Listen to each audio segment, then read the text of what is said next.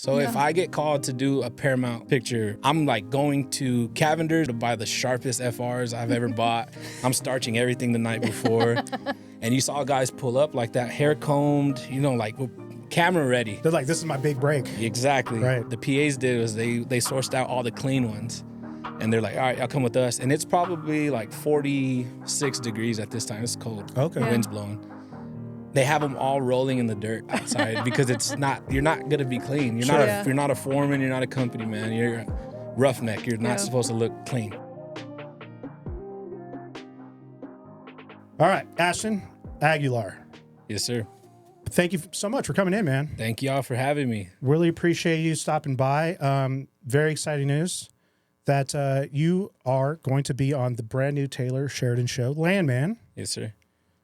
Essentially focused in on Texas oil, things like that. So kind of wanted to just start there. I mean, everybody's kind of like, the rumor mills are going, what's the show about and things like that. But like, first and foremost, I want to congratulate you for being on the show, but I want to kind of understand how that came about. Yeah. Right. And just like kind of anything these days, it's a big social media start. I mean, I've been pushing my music career for the past decade, going on 11 years, and you'd be surprised who's watching, who's coming across your ads that you're running, your reels that you're trying to put out there. And it just so happened that she's not so much an official agent, but she has affiliates with the show. And I guess they were looking for roughnecks to play on the show as background actors. They already had the principal ones already booked and auditioned and all that. And she came across my reel. I was performing in front of like a ditcher, or it's like this big tractor. Yeah. And it did really good. And I guess she felt it upon herself to kind of give me a message saying, hey, we have this opportunity that's coming up. You look like you might fit the part really well. At that time, she didn't know I had background in Oilfield. You're singing. Yeah. Nobody really like takes that and puts it together. Sure. But, I mean, that was the interesting part is when you sent the reel to me so I could see. Because I was asking, I was like, were you working? Were you showing the like, oh, you have knowledge in this field? And you're like, I was singing. And I was like, even better. So, I mean, what's cool is though, like, the stuff gets done in the DMs, man, apparently. It does. Right? It does. Wait, who sang that song? It's going down in the DMs? Oh, I don't know. I know what you're talking about. Sorry. No, that's a good one. So okay. So I wish I knew that. She reaches out to you. She DMs you. And so, I mean, what was the process like? So the next step was she just gave me a number and an email. And that was a direct contact to the casting agent for the show. And they had me set up and get headshots and like a full, like a bio written and kind of a whole pitch to give to the... Yeah, this is your first acting job. I had no... in music, we call it like an EPK.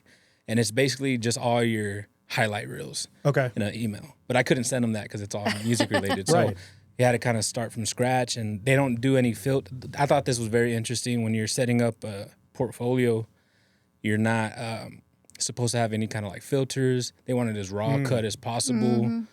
No hats, makeup, none of that. You can't catfish them, basically. Yeah, so basically they want to see you, the raw form of yourself. Okay. And that felt good too, because if you're getting picked up for that at your rawest state, it kind of gives you a little confidence boost. Like, okay, I might have something. And so I didn't hear back for probably going on 2 months or something like that. My grandma ended up getting real sick, so they flew her to Amarillo. And we went up there. On our way up there, I didn't know it was 4.5 hours or whatever it is. So I got my wife, my 2 kids, and we're like, all right, we're going to go see grandma. So we're going in about 2.5 hours in the drive, and I get this email. It's so-and-so casting would like to book you for Landman and all this stuff. And I'm like driving, and I'm like, oh my gosh. And I look at my wife, and she's like, what's wrong with you? And it's been a crazy couple of days as it was. And I looked at her, and I remember I told her, I was like, this trip's about to get a whole lot longer. Because in that email, I had to do my costume fitting on the 23rd, and we were driving up there on the 22nd. Oh, wow. Oh. And I was thinking... They're not messing around, man. Yeah, no. They're very... They're not like, whenever you can get down here. Yeah, I thought it was going to be like, okay, we're booking you. Here's like a month in advance notice. Yeah. But it was like, no, we're booking you. We need you here tomorrow.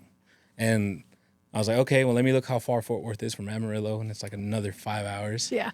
And I got a 3 and a 2-year-old with us. Man. Yeah. So I told her it's about to be a much longer trip than expected. So we did that. And it was a good road story, man. It all worked awesome. out for that.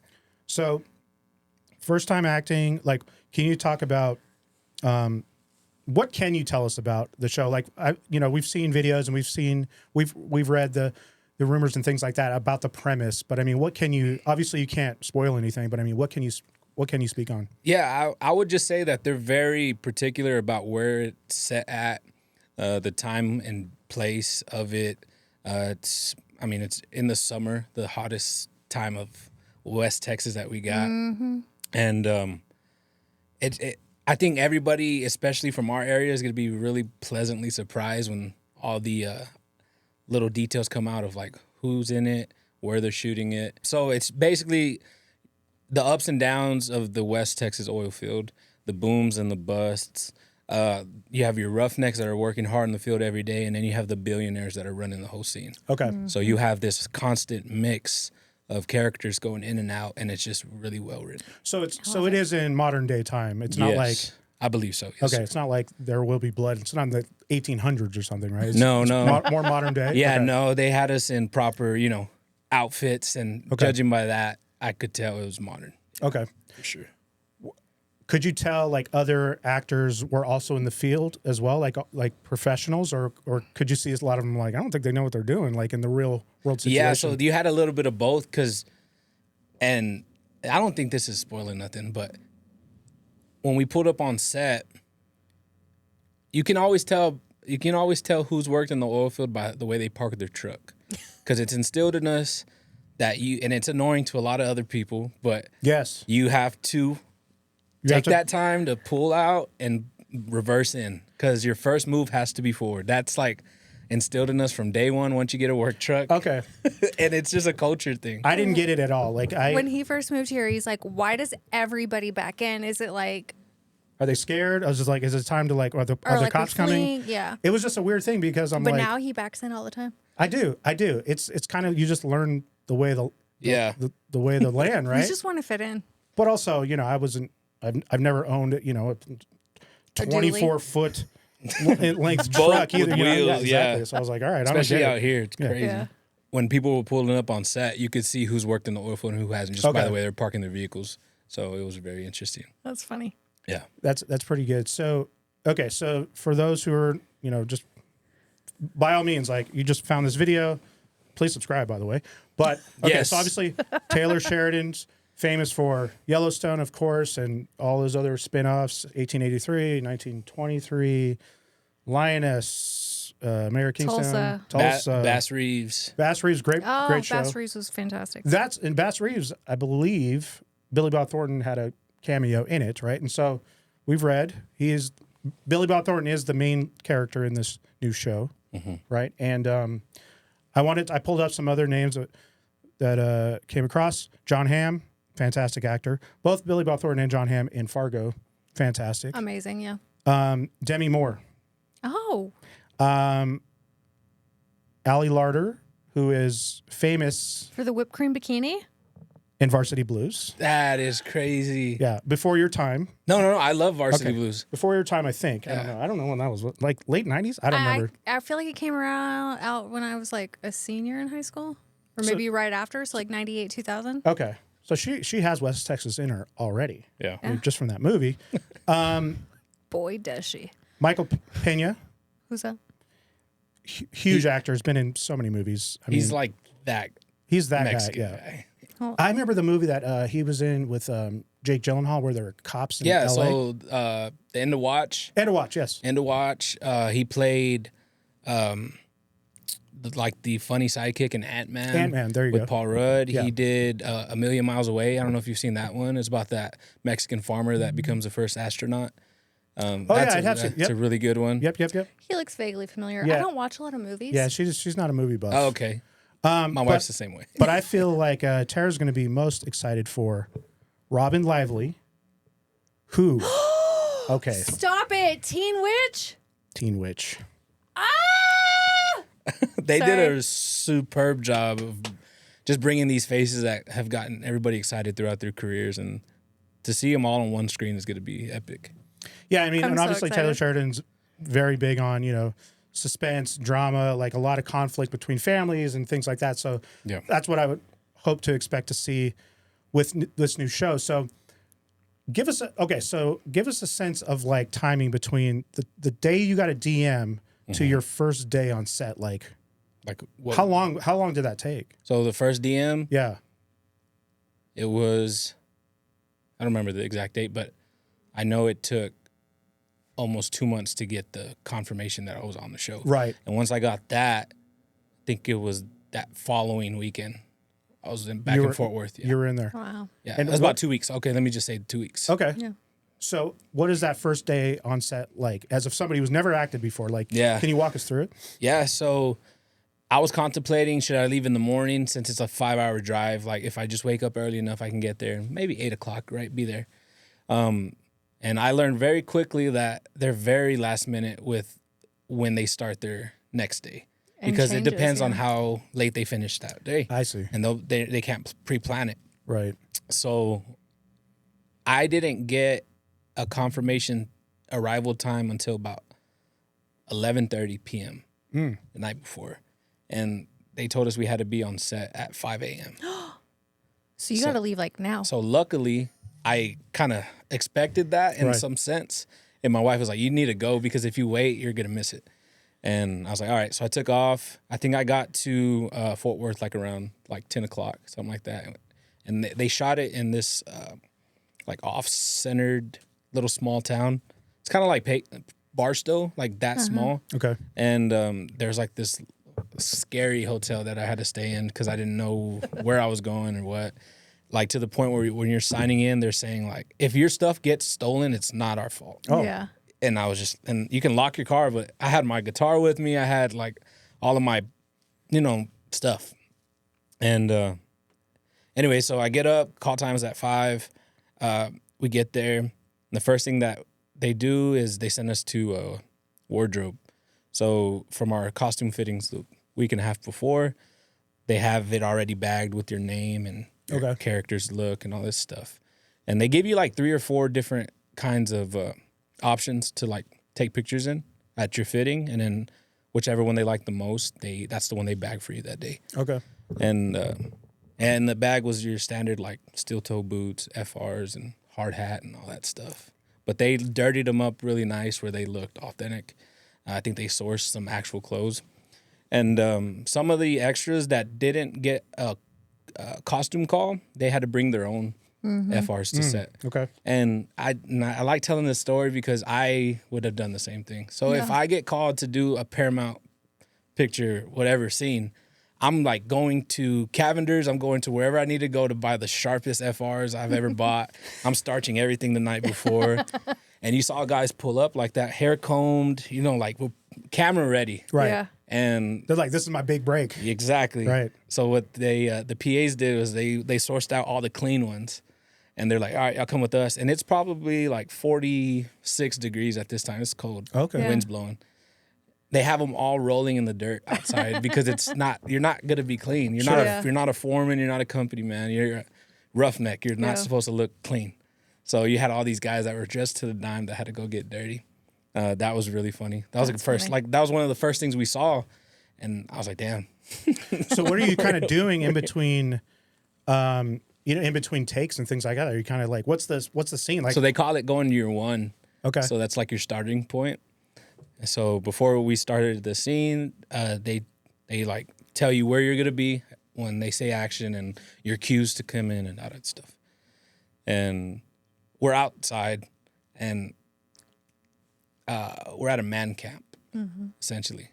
Okay. So everybody has their cues to where they need to be, and they have like 3 cameras set up. Everybody has their own like DP or whatever it is, and we just start filming at 8 o'clock sharp. And when I say we did that take probably like 40 times throughout that day, it took us one full 8-9 hour day to do that. To And one they scene. And they cut it short. Yeah, the scene's probably going to be like 2 minutes. and it took us like 9 hours to do it. Yeah. Because one, it was cold, it was freezing, and it's supposed to be set in the West Texas heat, and and we know that it's not like you cannot be shaking, and it's supposed to be really hot, and it was really cool because I caught glimpses of like the monitors, kind of like where the cameras were feeding to, and they already had like LUTs on it, and they already had like the color scheme kind of, and it looked legit like West Texas, and so everybody's doing their best not to shiver on camera. But that experience of walking on set and it looks like something I obviously still work in, but just a year and a half prior, I was in Orla, and I was in an actual man camp with guys from Louisiana, that are just fucking, we're just there trying to make money. We're away from our families like 7 days at a time. You're staying in this man camp. Sure. It was just really surreal because there was like the principal actors came out. And they have like these big jackets, big coats. They're all warm. They're like quarterbacks. Yes, they're like exactly. The quarterbacks. Yeah. Think about it like that. And we're like, just freezing. we're the practice squad. Yeah. So exactly. and that's what I love about it too, because in music, you don't start by headlining shows. You don't start by booking shows. You start by trying to get in an opening for bands and opening, and the openers don't get treated any better than how we were treated. I mean, they didn't treat us bad. They fed us, and Sure. they took care of us. But there is a hierarchy on set that you have to respect. You sound like you have all the lingo. Is that from doing like music videos and things like that? I mean, Yeah, so I do. So I was signed to a studio here in Odessa. Okay. A couple years back. It was like in 2020. They're called JS Studios, and I was like a signed artist. But I also handled a bunch of the editing. They ran their own like podcasts and like little skits here and there. Okay. And they didn't have really anybody that knew how to work Premiere. And I had went to college. I did like a short like year and a half at the Art Institute there in Round Rock. Yeah. Yeah. But I love the aspect of like people don't understand. It's like the slightest little change. You got to move the camera. You got to reset. You got to change the lighting. You got to do all these things. And that's like that's like within the studio. But you're out in the open. In the elements, yes. Right. And you have wind, and you have dirt, and you had Foley artists actually on there. I thought that was really, I thought that was really cool because usually they do that in post. Yeah, but they're like, I don't know, it was like a weird thing to see. And also they had like spotters. So spotters would do is they would look at the whole scene. Okay, and they were calling people out that were on their mark. Even people that were in the far back. Yeah. They like you weren't there in that shot. Yeah, in this last shot. So there's got to be like a cohesiveness and continuity. There's got to be continuity because they'll say, cut, and then everybody's got to be lined up or the editors are going to be upset. So give us a sense of like that first scene, like how many people are on set for a 2-minute scene in a television show, Hollywood television show? I think it was probably like 120. That's crazy. That's wild. In all. That's wild. That's because they had to shuttle us to the set and back. Yeah. I'm talking about everybody. Sure. Yeah. Like makeup was like just makeup alone was makeup and hair was like 25 people, and then they had all the chefs, like everybody. And it's crazy how they cooked for us because you were like, depending on where you're at in the hierarchy of things, depended on what you got to eat that day. It's either like craft services, or craft singles. So. Okay, so the idea, the aspect of like 120 plus people out there for a 2-minute scene, essentially, right? Like, and you said that was all day. It was all day, and they cut it short. They actually gave us a break because of how cold it was. And so, how many for your first experience? Like, how many days were you filming? So the interesting thing about that is. And I don't know if this is a Taylor thing or if it's just how they scheduled their stuff, depending on what the weather was or what. But that scene that we shot, I didn't have to go back and shoot it till that following week. So we finished it, and I guess depending on principal actor schedules, they had to shoot another scene that following day. And it was okay with me because my body, like I was hurting. Where I was shivering, I didn't know my muscles were gonna do that. And like the next 3-4 days, I couldn't like get up off the couch and tried everything under the sun to try to get those aches away. But so it was a lot of going and coming. It was not fun. So your role on the show, is that similar to what you do in the actual in your industry? So I would say I'm a step I'm not as respected in the sense of how hard of a job a roughneck's job is, because they're the ones that are on the oil rig floor that are throwing the tongs, that are throwing that chain that you see whipping and then just getting that tubing out. What I do, I come in after all that's done, and I basically take care of that well that they drilled. Okay.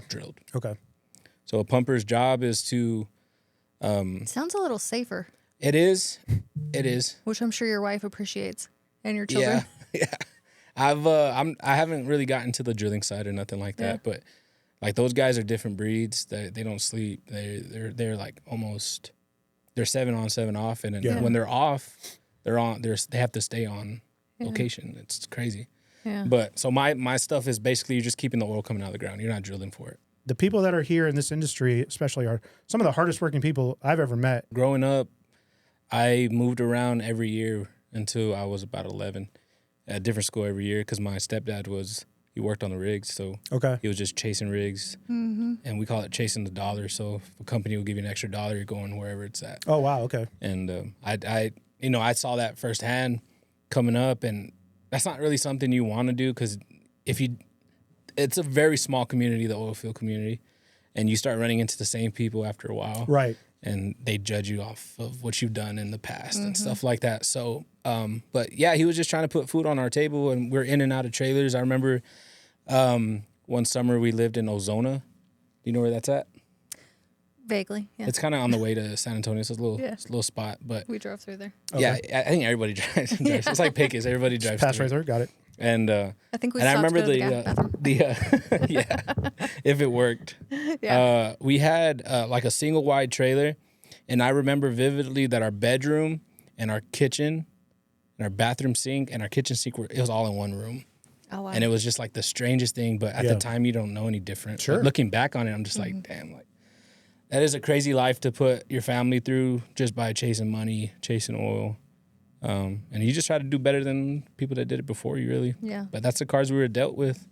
I'm actually really proud of it now, especially now that Hollywood's taking a notice in it. Sure. That there's a big magnifying glass on us now. Yeah. It's going to make a lot of people that are out here that are questioning like their purpose and their why they're getting up every morning. It's going to give them a battery in their back, and I'm really happy to see that. Yeah, I think it's going to I think it's going to shine a light on the industry. I think it's going to shine a light on this region. I think what people are going to have to realize, right, especially if they're in the industry, is that at the end of the day, Taylor Sheridan, while he, I'm pretty sure he's from Texas.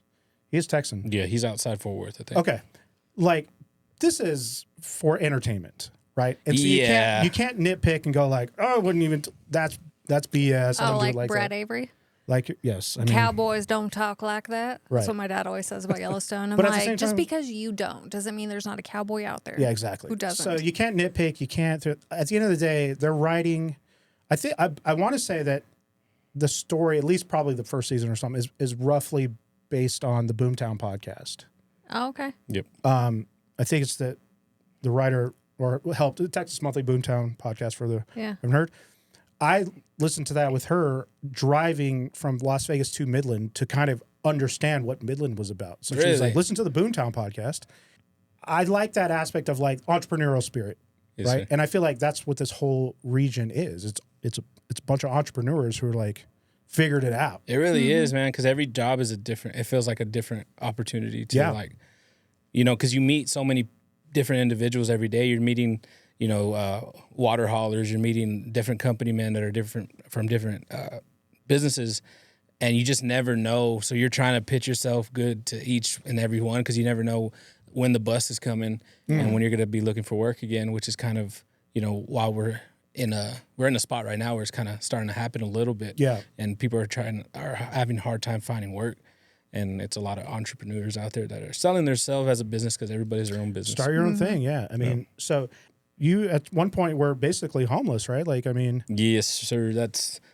So you taste that bottom of the barrel and you don't want to go back to that. And that kind of keeps you, and in a way it's put there on purpose, and to make sure you don't lower your standards in life, I guess. Yeah, you've seen what it's like to like be hungry, and I don't mean like no physically hungry. Yeah, it's like, okay, I don't want to get like I've been at that point too where I was like couldn't afford my groceries, I was like bawling my eyes out in a grocery store, and it's like I don't ever want to get back to that. So I'll always try to work a little bit harder. Yeah. You don't take things for granted. Yeah, you're Yeah. more conscious, and it's really hard when you have, 2 little ones. My son was just born when all that happened. So, and luckily we have family members that took us in and helped me get back on my feet. Yeah. But the feeling of rock bottom is not a good one at the time. Yeah. But now it's just a constant reminder of like, all right, man, like don't let it get to that point. Yeah. And hopefully one of these days you don't have to live in that kind of mindset, that kind of like a survivor mindset. Yeah. But until then, we're making it work. Yeah. That's all West Texas is. Yeah, for sure. I mean, it's surviving, right? So, so are you still filming? Are you doing anything like what's on the radar right now? So my episode was deemed closed. It was done. Okay. And I was listening to a podcast the other day that I did, and I got a call from my agent that they wanted me back. And I think next week is when I'm supposed to go back up there. That's so cool. So I'm hoping I shook the right hands and did a good enough job that, I'll That's keep it always a good going. sign. My biggest thing is, don't be afraid to take risks, because one of the biggest riders on that show was standing right next to me getting coffee, and I couldn't say anything because it just felt like too surreal. It was also very cold, and I was just focused on like trying Your to jaw heat was up. clenched too tight, I trying was not like, to shiver. I want to play this song, and it's one of those things that you try to like navigate through, and when opportunities approach themselves, you have to like take that risk and like just do it. Yeah. But luckily enough, I'm getting a chance to go back, and then after the show concluded for me, a bunch of the cast and the crew. A bunch of like the DPs and stuff followed me on Instagram. So I was able to like keep tabs on like, hey, where y'all at? Do y'all need anybody? Yeah. They were out here last week in Penwell. And it's just like, they're right here, and it's going to be really cool. So I feel like what you need to do is be like how Ryan Bingham's character is in Yellowstone. Oh, here we go. And you're just, you're sitting outside, like waiting for them to call you, and you're just playing your guitar and casually like singing a little song. Casually, but very strategic. I'm going for it. This next time, for sure. I think it was more about trying to learn my role, not overstep. Now going back, I know exactly what I can do. Yeah, just walk on set with your guitar. Oh, you don't. I'm not. You playing. didn't need me to perform. I'm gonna go ahead and do it. I can. I mean. Well, and then my first day on set, and I left this out, but it's like it was a very starstruck moment. Sure. So when Taylor Sheridan walked up, and like he just. And we're outside, but it felt like he just sucked in the room. Like, it just controlled everything. It was just, like, unbelievable to see. He was coaching his actors. And it was just, like, it's so cool because, like, everybody's such a fan of his work. And my first day on set, I get to see the man himself. And you just see him, and it's just, like that's how you get an idea from here to life. Yeah. And he just speaks with, like, conviction. He believes, like, what he's doing. He's good at what he does. And I took a lot from that, and it was really cool to see that. It's like seeing, any celebrity in person, but to see somebody that's writing the checks for everybody is really cool. Yeah. Man, that's so cool. So, I mean, I saw you have IMDb profile and everything. That's I crazy. feel like I need an IMDb. I have one. I was in a movie. She was in a You movie. were? Yes. It was called The New Guy. With Zoe Deschanel. I was Zoe Deschanel's photo double. Oh, that's cool. I'm sorry, armpit double. If you watch that movie, that's good a credit. I wish. It was Terra's armpit for you guys out like there. Throughout the whole movie, she had a hairy armpit, and she had a crush on this other guy in the band, and so she like professes her love for him at the end, and she's like, well, "What do you think?" And he has always liked her too, but her armpits were hairy, so he picks up her arm, and he sees that she's shaven. And that was your That was armpit? you. And that was my armpit. Man. And they That's went our through, claim to fame here. They probably went through, hundreds of armpits at that point. You know got to what I mean? respect it. You know why I Good got job. chosen? Because I'm pasty AF. Good job. Well, hey, worked out. And I had dark worked hair. out. That's So you got really an IMDb profile. Landman's going on there.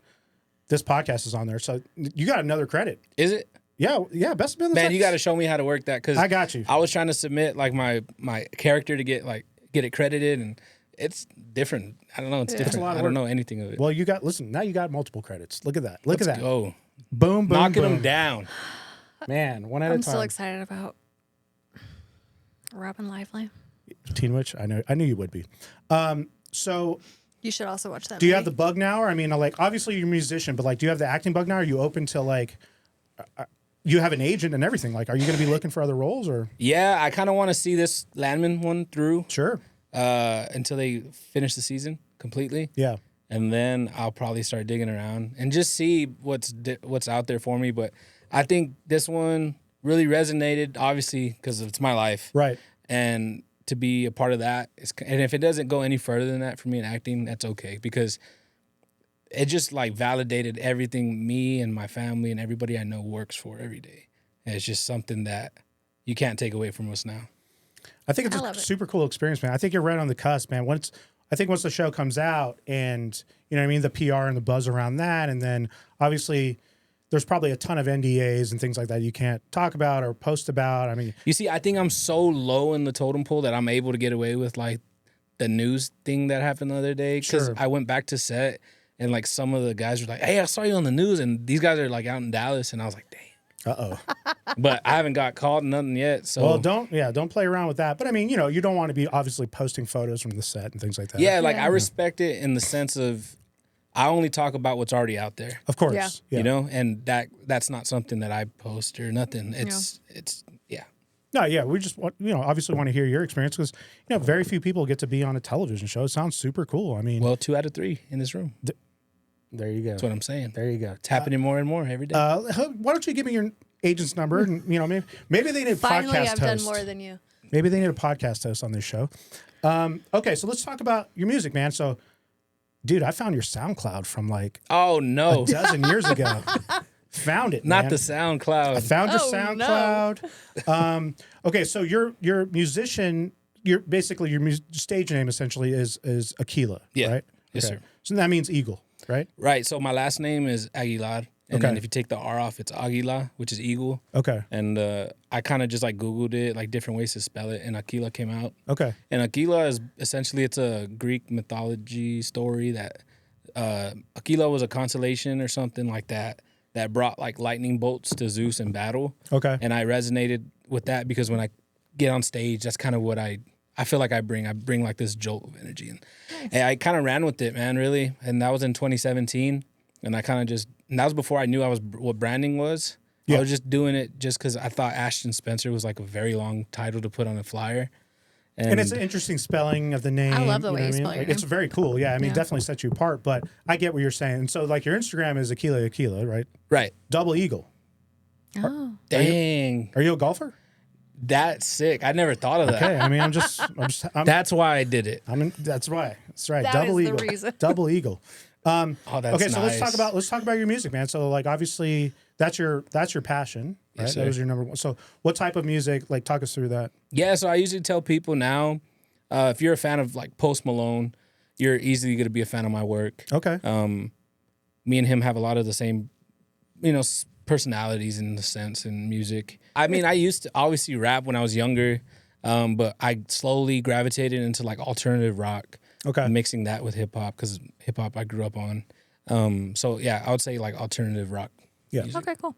I'd say, and then today I feel Post Malone is leaning into maybe some country a little bit, right? Like a little bit more He's like the new Jelly Roll? southern rock, even I think. Yeah, so Jelly Roll's a good one too. I Right. think he's a little harder rock than I am, Yeah. but mine's like soft rock kind of. My biggest like favorite band is the Eagles and AC/DC. Those are like my top 2, bread and butter. Okay. If I was on an island, that was it. It's interesting you say Eagles, man. You said the Eagles and your name's Aquila, and Okay, it's all coming together, man. that's what I'm saying. I get it, man. And it's then, all organic. not to mention Pecos, Texas, Pecos Eagles. there you go. There you go. All right. So tell us about when you didn't know about marketing. What are you talking about? I feel like you That's crazy. Branding and marketing, you've kind of dialed it in. I did not know that. Well, there you go. There it works. So yeah, I think it's a good mix. You brought your guitar, man. Did you want to play Yeah, something? I got this song called Company, man, if y'all want to hear Please, it. Yes. please, would love it. Yeah? Yeah, for sure. All right.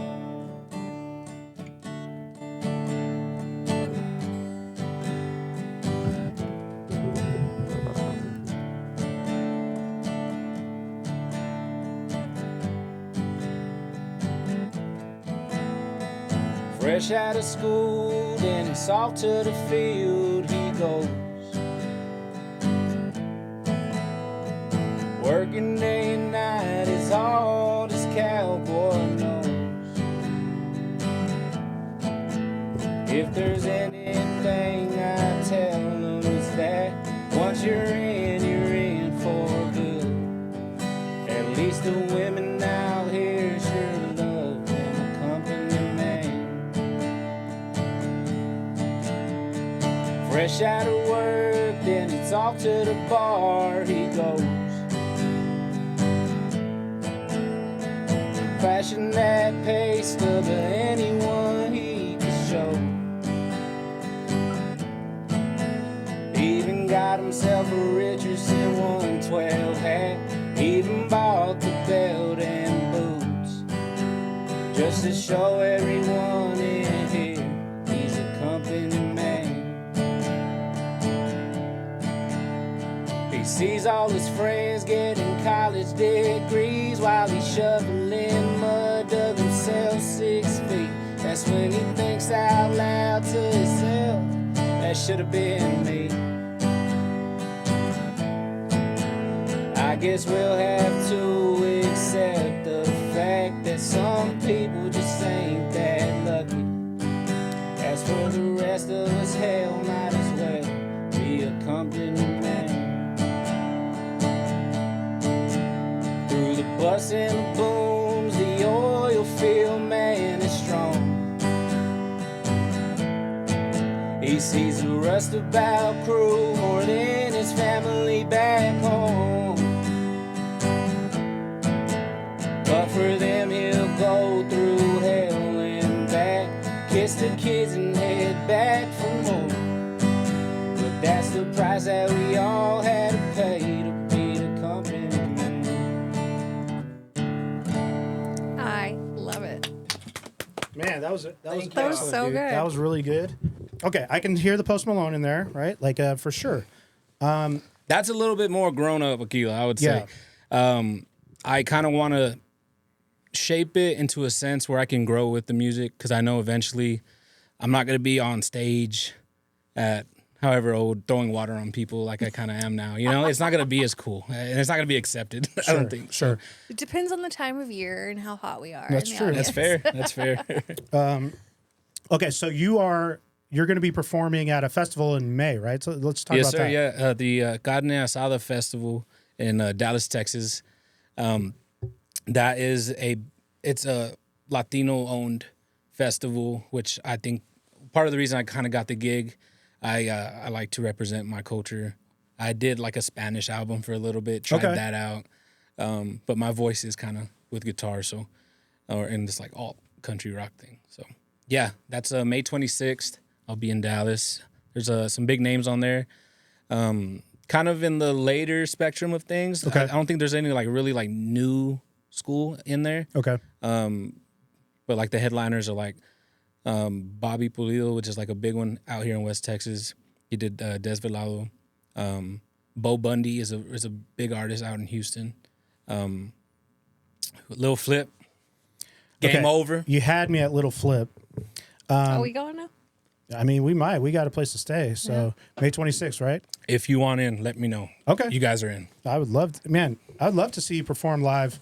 This sounds fantastic, man. I love everything that's happened with you, man. It just seems like Thank you, Ryan. you've been on this trajectory, obviously with music, and then it's just like, let's throw in TV. Why not? Yeah, I mean, it's insane how you have to learn how to pivot quickly, and you never know what your door is going to be, and you have to do it for the right reasons. I believe that wholeheartedly. Like, your intention's always going to be seen, regardless of how much you try to hide it. Yeah. So I try to do things with pure intent. But yeah, I worked a decade on music, and a TV show got me kind of noticed. It's. I'll take it. Hey, though. sometimes that's that's what happens, man. But listen, do you have any now questions? you're gonna make me cry. Oh, perfect. That was a great song. That was a great song. really good song. Oh, You're a great songwriter. Thank you so much. You just pulled it up too. I was just like, oh, I didn't know how long it was going to take you to like prep. I don't know how this stuff works, right? And you're just like, I got this. Bing. I was like, oh, all right. No, I wrote that song like 2 years ago. Oh, wow. When I was trying, a year and a half ago, when I was trying country. Okay. Because I switched from Aguilar and I just started doing Aschten Spencer because it sounded more country. Yeah. And it's my name. All the greats have their own names. Right? Exactly. And so I was doing like little dive bars here and there. And I learned really quickly of how true you have to be in country because it's only you and the guitar. You don't have a bass and all these lights and stuff all the time. And so I tried that, and I got knocked down pretty harsh. It was hard. Really? It was a big kind of like eye opener. And so I just kept writing. I've always been a good writer. And I was in the field one day, and I was like, well, I'll just start writing about what I'm doing. Why not? Because I've always wrote about stuff in the city, trying to fit that spectrum, rapping and all that, right? Yeah. The sex, drugs, and rock and roll life. I wasn't living that. Like, I'm a big family guy. Like, my wife thinks I'm the biggest poser when I talk about stuff like that. She's like, that's cool, but like, that's not you. And I was like, yeah, but that's what sells. And I had this like misconception that you had to pitch yourself as this somebody. Right. Yeah. Right. And really, being yourself is what the ticket is. And that's the hardest thing to do nowadays because it's such a easy thing to play into whatever you have to be to get there. But so now I was happy the whole Landman thing happened. And I was like, I have an exact song that correlates exactly with this. So bringing Company Man back out, it just like, I didn't write that song for nothing. Yeah. So I'm trying to actively It might have pursue taken a while for your life to catch up to that song, Right. but like, I think that's really I cool. mean, I feel like, obviously Taylor Sheridan is a fan. He's subscribed to this podcast, but so he's obviously watching, but I feel Hey, like that might be Taylor. the theme song, man. I didn't write it for it, but hey, let's put it out there. It right? it goes hand in hand, and you know, there's nothing that's truer about West Texas than that song for me. And I'd be honored to even play it for him. That'd be cool. Yeah. And then Christian Wallace as well as the co-writer, main writer for Boomtown. Yeah. So hoping to get him. He was the one that was getting coffee, Okay. Oh, okay. and I was like, I just shot myself in the foot. The fact that you knew who he was, I mean, that's a lot of times that's enough. You know what I mean? It's like you're study. being strategic and you are doing your research and you are cognizant. Yeah, you about what's have to going on. appreciate the people that are making the what's happening happen because shows come and go every day, you know? And I think what's important to me, and I learned this through doing shows and music, you don't go to the headliner and ask, hey man, can I open for you? Right. You have to go to the promoters that are throwing the show and maybe they'll throw you a bone. Yeah. And over time I learned like you have to be a good person before any of that because there's so many people trying to get in that light. And I've noticed that any stage that I was on, I earned it just by being a good dude. I mean, genuine. That really just goes through. And I've learned that's a real cutthroat business and people will do anything and everything to get the camera light. But what I learned is like that camera is always swiveling. And I just don't want it to, maybe that's taken me a while and maybe that's why I haven't got that big break yet. But I don't want that camera to swivel my way and me not be myself. Yeah. So that I'm just constantly working. And I on think that. when it does swing your way, man, I think you will appreciate it more and you won't take it for granted. Yeah, but then the thing too I agree. is like the camera can swivel a whole bunch, and if it's always kind of seeing you doing good and being a genuine person, then like everyone's gonna see like, oh, they're an actual good human being. They're not acting right, like they're good. Yeah, that's true. I love it. You're a family man. You're a father. I mean, it's great. It's a great story. And part of the reason why we wanted to have you on here, man, is just like, obviously, you know, there's excitement around this television show, but at the end of the day, like, you're just a genuinely nice guy. Thanks, who man. I think great things are happening too and will continue to happen. And Thanks, man, we really wanted to just thank you for coming on the show today. And Well, you have no idea how long I've been trying to get on this show. Ever since I saw like the first one, I think I told you this on the phone the other day. It was just like, oh my God, it's happening like here in Midland. Like quality, the everything about it. And then you just see people like perk up. It's like finally somebody brought it. And now you see everything opening up. But you two are the reason, you know? I think y'all should take a second and realize like y'all are making like a crazy impact in West Texas. we do appreciate it, man. It's a lot of work, but we're definitely passionate about it. And, you know, as somebody who is not, from Midland, not from Texas, and moved here to, support my wife and to be closer to her family, it's just such a different way of life. And sitting there going like, this place is fantastic. Like the people are genuinely just great, nice people. Yeah. Right? which is much different from where I'm originally from, And where we've lived. Yes, all over. And you know, it was just like this aspect of like, how can my passion and my experience help sort of like shine this light on Midland? Because at the end of the day, I don't know anything about the oil and gas industry. I'm not going to work on it. I am learning, but I'm not going to work in the oil field anytime soon. It's never going to happen. But I have other ways to, I feel like, you know, coexist and allow people to tell the stories here. Right. Of just, again, genuinely hardworking, nice folks here in Texas. So, you know, Sure. and you're one of them. So, you know, Nah, we man, really there's so appreciate many you. people that will never be on camera that I've met in the field that travel back and forth 5 hours to come to work, to go back home. And these are older gentlemen that you just have to tip your hat to them. And it's just like, dude, if I could stay at the same job for as long as you have, like, I want to do that. Like, I want to be proud of my work. Right. Yeah. And that's why I'm excited to be from West Texas now. It's because it's finally happening. Yeah. Man, things are happening, man, and we wish you the best of luck. Thank you. In all of this, and you're welcome back anytime, man. If any new songs you want to, you know, exclusive drops, by all means, we can be your new SoundCloud. Who knows? Who knows? Is there anything else Are you wanted to going to put a link promote? to a SoundCloud in the? No, We're not going to put a link to a SoundCloud. don't do that. You'll find like older. Nobody wants to hear that. You're like, no. I was like, okay. I was like, is that him? I was like, oh, that's him. All right. I love that progression. Right? Thank you. I love that. Yeah, it's fantastic. Is there anything else you've got coming? Listen, you'd probably find weird stuff from me from the late '80s and '90s. It is what it is, right? We progress, right? Like You gotta put it out At least there. you've been pursuing your passion. Yeah. right? Yeah, you got to is- put it out there, man. That's one thing I'll tell anybody watching this is like, get All right. get good at failing publicly, because if you do Yes. that means you really tried. Yeah. Hey, thanks again, man, Aschten. Yes, sir. And we really appreciate your time. And like I said, you're welcome back anytime, man. Thank y'all. I really Thank do you. appreciate it. And like I said, we don't know when Landman's coming out. We have no idea yet. But, you know, look for Aschten, all dirtied up and shivering. Not shivering, hopefully. I'm in a Sweating. bright orange FR and Perfect. a yellow bandana. They tagged me like a calf. Like, Oh, it should be really easy to see me. easy to screenshot. Yeah. There you go. I may be blurry and don't blink, but I'll be there. Hey, We got that pop. you got the experience. I love it. Yeah. All right, man. Thanks again. And we'll see you on the next one. Bye.